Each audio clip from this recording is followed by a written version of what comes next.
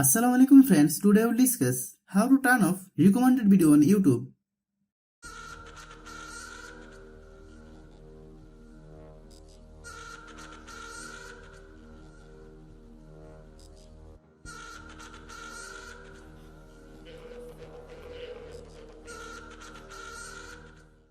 Open the YouTube app.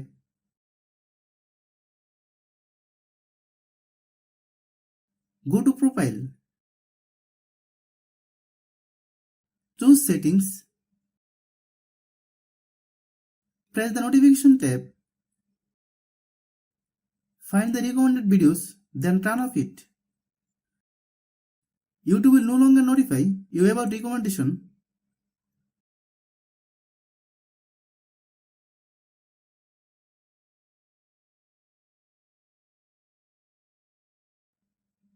Thanks for watching.